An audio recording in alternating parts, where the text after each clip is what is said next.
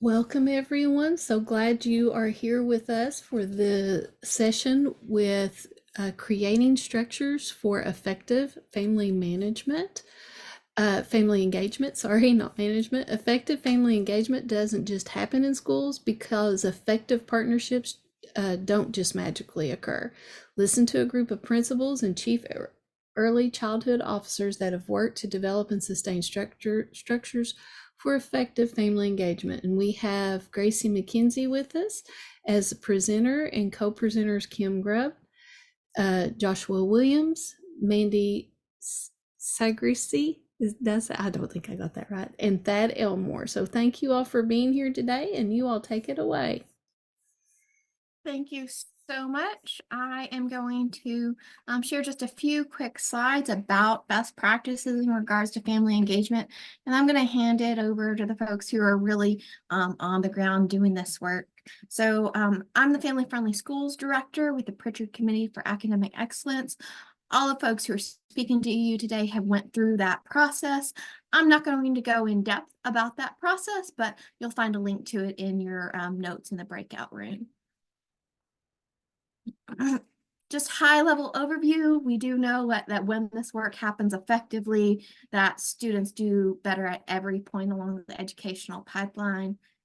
And something I think that we don't talk about enough is also there's research to support that when we do this work well, that our teachers express a higher job satisfaction. They're more likely to stay in their jobs and feel more supported by their community. Shifts to evidence-based partnerships, really think about how we move from deficit-based work with families to really asset-based work. So thinking about not just like what the problems are, but what families bring to help us find solutions, shifting from a focus on events and volunteering and moving towards a focus on building trusting relationships and really centering that and centering it being linked to learning, and really shifting from just random acts of family engagement to a really planned and systemic process. I wanted to just quickly uplift some core values for effective family engagement. I'm not going to read all of them, but I want to focus on the last one, that the primary responsibility for building partnerships between school and home rests primarily with school staff, especially school leaders. As school leaders, you all really set the stage for what this looks like and how your staff partner and engage with families. That doesn't mean that you can come in and magically overnight make everything beautiful and wonderful, but as with most things in your school, but really providing, helping to support those structures is really important. I did just want to provide a quick, here's what our website for the Family Friendly School certification process looks like. Again, that information about how to get certified. You can find out more information. I have intro sessions coming up, but I don't want to spend our time focused on that. Instead, I'm going to hand it, let me stop sharing. I'm going to hand it to Kim Grubb with Floyd County Early Childhood Education, and she's the chief officer over that, and she'll talk about her experiences in supporting that whole district, all of their early childhood centers. Thank you, Grace McKenzie, for inviting me to share the structures Floyd County Early Childhood has in place to support family engagement practices. I'd like to kind of tell you a little bit about Floyd County in case you're not familiar with the county. We're a rural county with a population of 35,854, and we have 2,093 that are under the age of 5. I'm currently the director over 16 Head Start preschool blended classrooms. We have 253 Head Start students and 34 preschool students currently enrolled. And our county's overall K readiness is at 56.8%. First, I'd like to it's important to understand that family engagement is a continuous process. and involves many different aspects, structures, and partners, rather than it's just a single event that happens to the family or child. With Head Start preschool, family engagement is the backbone of the program. However, it all starts with communication. I feel that communication is the core of family engagement. You need to have that communication to build the trust and relationships with families, and that's key. We utilize a variety of methods to communicate with our parents because in our rural area, not every family has access to internet, and not every family has a smartphone. So we have to take that in mind. So some communication tools that we utilize, we use Google Classrooms, and that's kind of been our one-stop shop for most of our parents because we post our weekly classroom, weekly lesson plans. We post pictures of activities in the classrooms for families to view. We also started using Parent Square, which is great because it translates the language that the parent selects. So they can select whatever language they are using, and it will translate what we put in Parent Square. So that's been a game changer with us too. We use, of course, messengers, anything that we survey the parents at the beginning of the school year about how is the best way to communicate with them. And so we try to communicate with them using FaceTime, messengers, text, phone calls, whatever they say that is the best way to reach them. We still do the old-fashioned pocket folders that every little child in our preschool Head Start has. And it goes back and forth between home and school. And this is just a simple way to keep parents informed of what's going on in the child's classroom. And all written correspondence between parents and teachers can also be found in that notebook. And another key thing is we provide training and support for our early childhood and staff and families around family involvement. All of our staff are trained on Kentucky Strengthening Families, and we create an environment in which they receive a warm, how to welcome families into their classroom. Every month, our families receive a training on a variety of topics, such as advocating for your child with special needs, how to use the family guides that just came out with the Governor's Office of Early Childhood. We have a training on positive behavior support, child-parent interactions, and these trainings are provided by a variety of our community partners. Our program also respects parents as their child's first teacher and recognizes their impact on school readiness and future school success. Several years ago, we started what we call tiny academies, and this was a great strategy to help with family engagement. Tiny academies are held at our elementary schools once a month in the evenings, and caregivers have the opportunity to learn about school expectations, tools, strategies, and resources to support their child's success in school. And we also rely on a lot of community partners to help us with these tiny academies. And it's also great about caregivers building that connection with other caregivers. And I don't know if you were in the training with Laura Beard prior to this, and she kind of mentioned about giving those chances for these parents to connect with each other. And this Tiny Academy is a great way for parents to also network and connect with each other. We also did a family guide training with parents that go with the revised early childhood standards. And we explain to parents how to use the guide. We show them how to find the guide online. And they also were given a hard copy of the guide. And families that were not in the training, we were able to send home a paper copy of the guides. We offer a variety of opportunities for families to get involved. We do, at the beginning of the school year, we do where we invite parents to share, like, how would they like to be involved in our Head Start preschool program? What's some things that they can offer? Because you'll be surprised, like, oh, I can play the guitar. I can come in during your music time? So, or, you know, I really like to do artwork and stuff like that. So they were key on doing bulletin boards and getting our doors decorated for different events.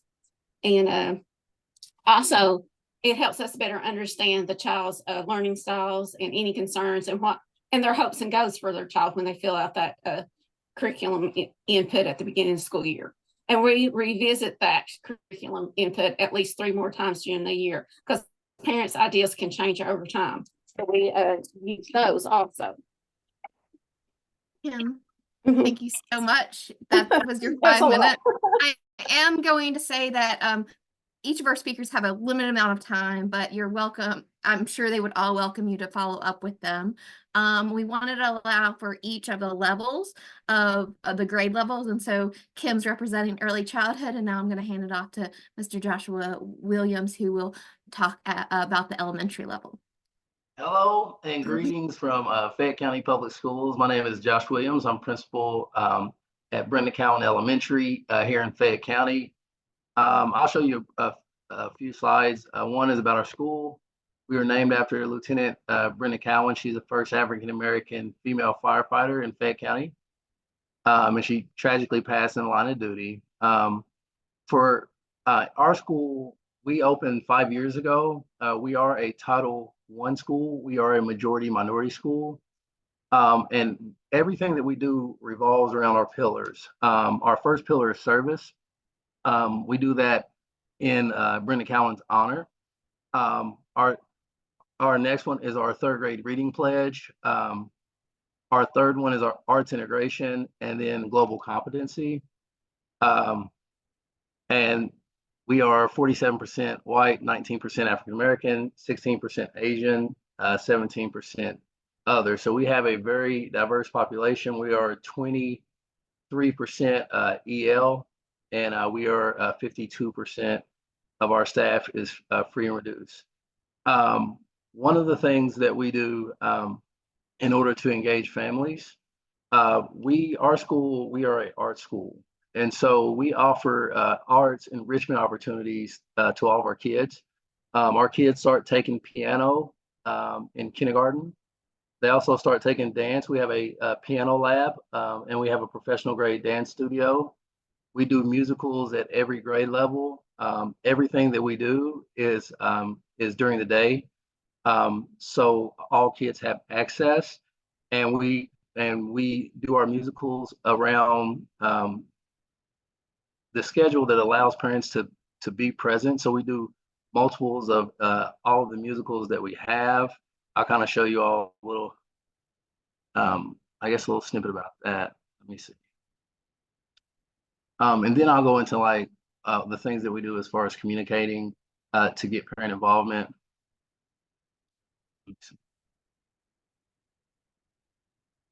So this is our arts productions from 2022 to 2023. That was our audition musical. We do that in 4th and 5th grade. We do it off-site.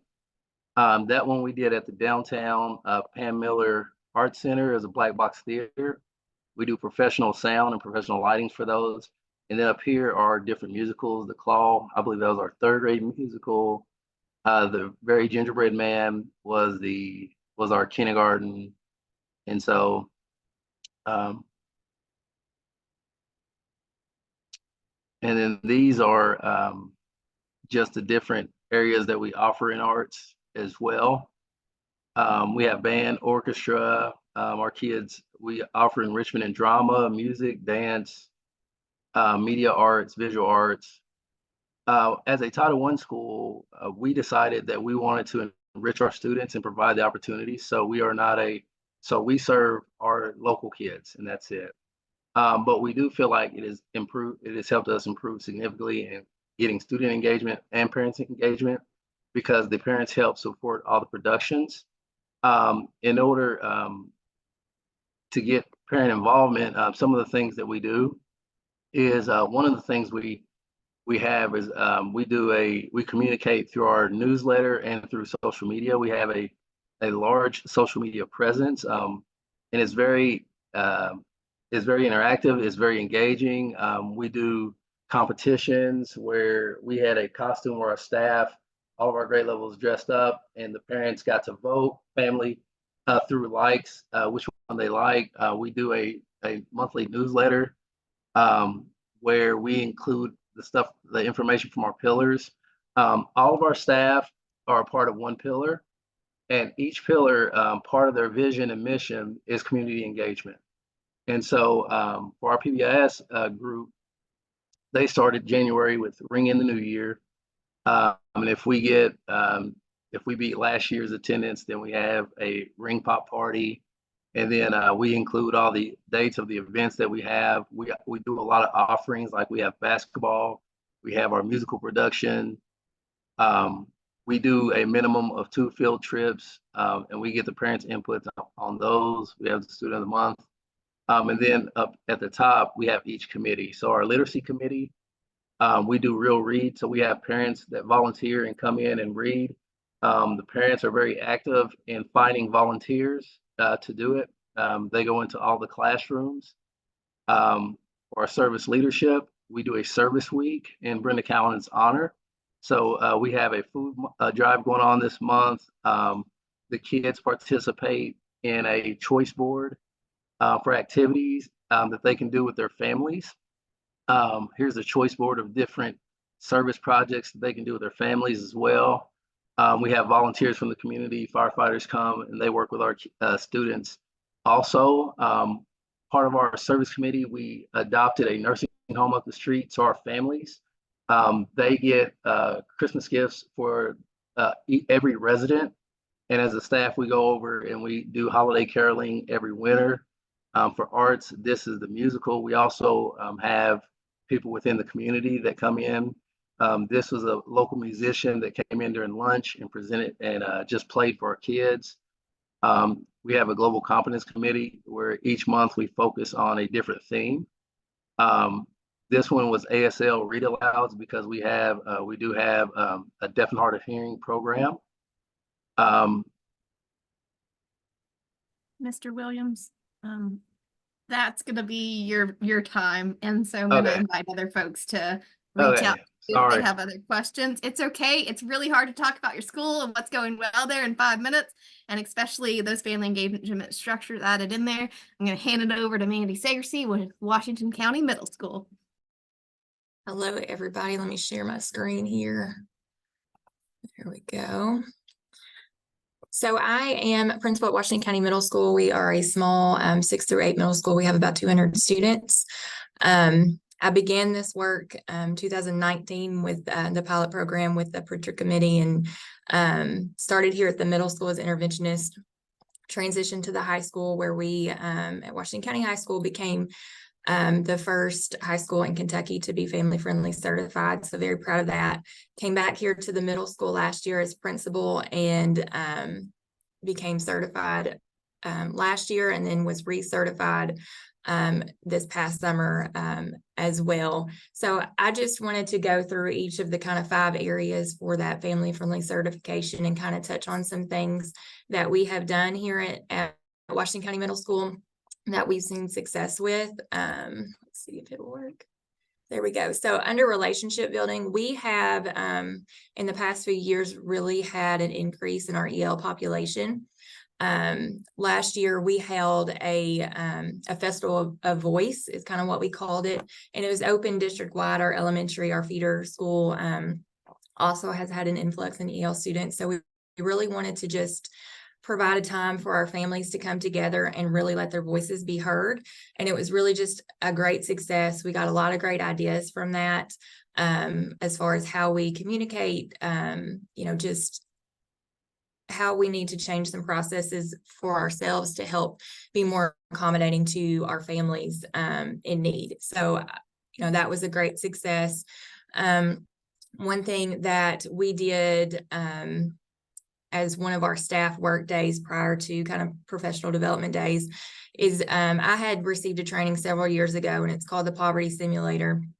If you all are in connection with your local community action programs, most of them have this simulation kit.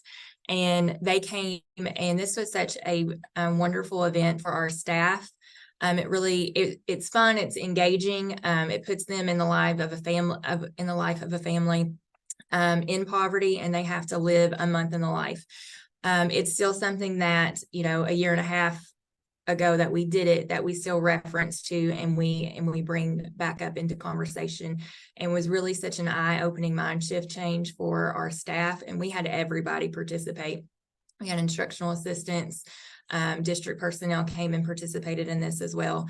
And it really was one of the things that I've talked about in multiple opportunities to talk about things that made us better. This was one of those events that did, and we will probably plan it again in a couple of years, just as a refresher and to do it again.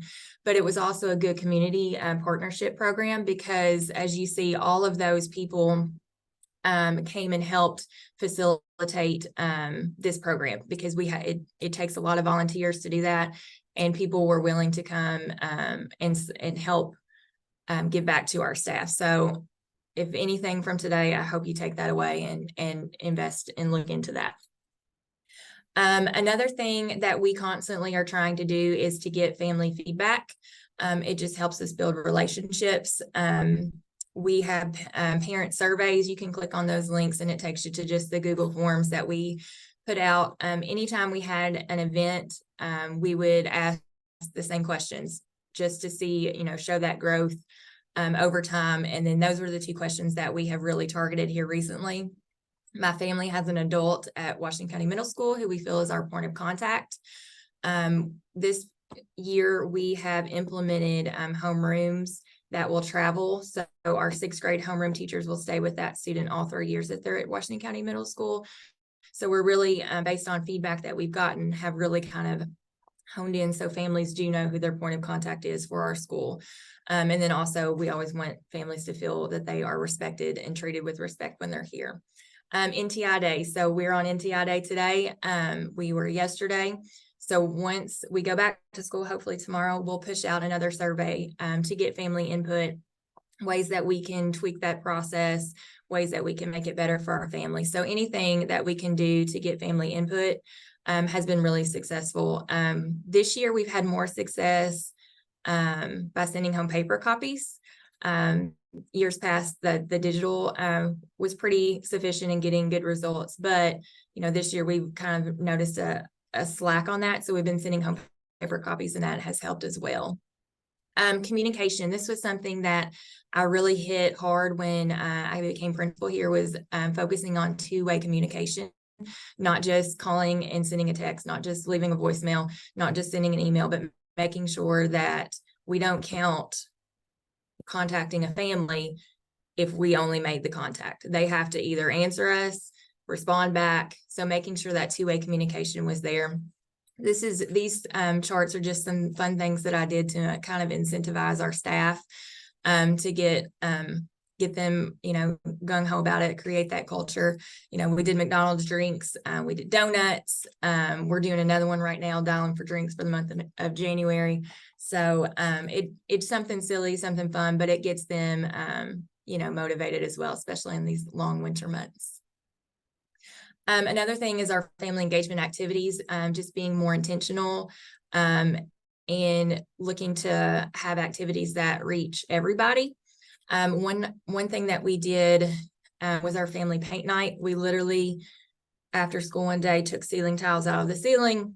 We transformed our cafeteria into a painting room, and we had families come and paint ceiling tiles. They got to design them in our arts and humanities class earlier that week. So kids were excited and brought their families. I think we took like 20 tiles out of the ceiling, and we were taking more out because families just kept coming and showing up. And it was such a wonderful event, because in today's age and time, everybody's on their phone, and there were no phones, like people were having conversations. It was just really good. And we've gotten so much good feedback on that event. They're saying, when are we doing it again? So we've already got it planned again, and I anticipate that we're going to have a huge turnout, because as soon as they were done and dried, the next morning I'm on my ladder putting them back in. And it's a conversation piece when people come into our building. It's just overall been a great little event, and it really highlighted some people, or targeted some people that would not have come to any other event. So it was really great. So just making sure you know who your families are and what they're interested in, and making sure that you reach everyone. Mandy, I know you've got slides for 3 more areas, but that's your 5 minutes, and I want to make Okay. sure that Thad has a chance to speak. So her slides are also in the notes for the session, and Mandy has also always welcomes folks reaching out to her. And so I'll hand it off to Thad Elmore, who is with Frankfurt High. You could have just let Mandy keep on talking. She did an excellent job. I was sitting back enjoying making the notes myself. So I'm very fortunate to be principal here at Frankfurt High School. We're a very unique district. We have 900 students in the whole district. The high school has about 330 student population. I'm going to just share some talking points with you. Can you all see that? And I can go into other things. A lot of y'all mentioned newsletters and Remind and all these fabulous things. And what I want to really focus on today is just specifically students. If you look at the first 3 bullets, it really focuses on students and what we're doing here. I know we all do that, but here at Frankfurt, we've been fortunate to have the senior POL or POG in place since 2017. And so that plays a big part. At the very last week of the school year, last 2 weeks of the school year, seniors do their senior POL presentations. It's a big event. If you're interested in helping score those, just reach out to me. We can get you in on those. And some of you on here may have already done that. But that's I'm really excited about that coming up. And actually, this is my first year if I haven't shared that. So I'm learning about that process as well. Along with that, any senior has an opportunity for an internship that shows the community and parent and student engagement there. We've placed close to 85% of our seniors since 2017 in internship in the afternoon. So they're in school in the morning, and then they actually go out into the community in the afternoon. Just counting hours, we do log community service hours. We also log time. So 3,900 hours have been spent in community service by our seniors during this time period. So that plays a big part. We're actually expanding that into our juniors this year. Coming up on January 24th, they'll do a mini POL presentation. It'll be scored by the staff. We have an early release day, so we will score that for our juniors. And actually, we're implementing that with our sophomores and freshmen as well in short ways, meeting that POG, POL requirements. Being that Frankfurt did start this in 2017, we're in the process of relaunching that. So really involving our K through 8 school, which is Second Street School, in that process, and really rebranding it. When some people hear POG, Portrait of a Graduate, I know when I was at the middle school and I spent time at the middle school, it was like, oh, this doesn't pertain to me. But this is a holistic approach. It's focused on those skills that you all develop at the elementary and middle and up into the high school that allow them to be successful in a college and career after they graduate high school, which is our whole purpose. Another thing we do here at Frankfurt High is a RISE mentoring. That stands for Raising Individual Student Expectations. So we currently have a 30-minute block every day. And in this, each staff member has a group of 15 to 18 students. They meet with each student a minimum of every other week. And they set SMART goals. They set SMART goals with the platform we use for our core classes, which is our Summit platform. That's for our social studies, science, reading, and math. And then also can involve the electives that they're in. How does this time with parents? In the first 2 weeks of the school year, instead of like a parent night, we do have an open house, but within the first 2 weeks, the staff members ask to have an individual meeting with each student and their parents or guardian, really trying to set the stage and communicating with them a minimum of every 2 weeks. That can be by email, that can be by a platform that the teacher prescribes, but just having that communication, that personal communication with them really helps. We're actually going to be expanding this to 60 minutes next year, because at the high school level, as well as you all know at every grade level, you have requirements such as ILP work, you have ACT prep that you need to do, you have suicide prevention training, you have SEL education. So we're really tying that into our RISE time, but also the big part is developing those relationships with those students and communication with the parents. I did list Healthy Kids Clinic and student support here. You all have seen this as well, but we currently have a full service clinic here. We have a physician's assistant, a nurse, a nurse's assistant. We have a school counselor. We have 2 district counselors that are housed with us, youth service center director, also an outside counselor that's here. And for a student body of 300 students, that's a pretty good support system. And it's a matter of educating the parents on this. And so that they have access. We have parents who come in, get physical exams. The kids are seen here. Many of you all have this in your building as well. But I'm very impressed about the way it's organized here at Frankfort, and really utilizing that and utilizing many of these individuals in our ST meetings, which is our support team meetings that we have every 2 weeks. Students who have those truancy issues and those truancy problems, and trying to provide the support to them. The last one that I just want to mention very quickly is community food collaboration. Amy White here is outstanding. I've worked with some outstanding food service center directors in the state at the different high schools I've been at. She does a great job. Our summer is very short here at Frankfort. Our summer runs from June 9th to August 1st. We have the 3-week break in the fall and the spring, and so we have to leverage that time. And I will tell you, my first couple of days on, when I walked in the cafeteria and saw the amount of food that was there, she actually served close to 65,000 meals, and that's to 250 households and 900 students. And so it's educating, again, our families on those opportunities, and we're here to support them. And this is all a part of the bigger picture at the high school level of scheduling, open house, dual credit classes. We have over 200 students that take a dual credit class. And so these are some of the things that I wanted to focus on and share it with you. And if you have any questions, you can feel free to email me. So thank you all for letting me share. Thank you all so much for sharing, folks who are out in the field. And you all are also always welcome to email me. My information is also in the notes, grace@pritchardcommittee.org. I also have some intro sessions for the family-friendly schools process that takes you through those 5 different objectives that Mandy was highlighting. And this session is finished, so I'm going to hand it back to Mary. Thank you, Grace. That was a lot of great information. I love hearing from the schools and all the wonderful things you all have going on related to being family friendly. Just a wonderful session. Thank you all for sharing.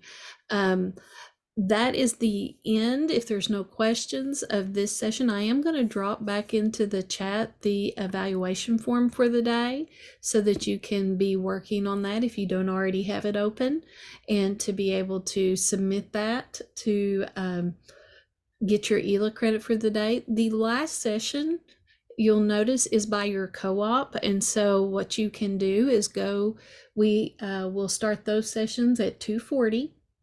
And that is for you to go to your co-op room. And some of you have members of 2 co-ops. Just pick the one that you want to jump into for that time period. It will not be a long time. It's just for us to kind of touch base and to share some upcoming things that are going to be going on across the state for principals and leaders. So thank you all for being here today. I hope you all stay warm and safe, please, in this weather, and take care. And thank you all. Grace, thank you. Group did a wonderful job. Thank you all so much for sharing.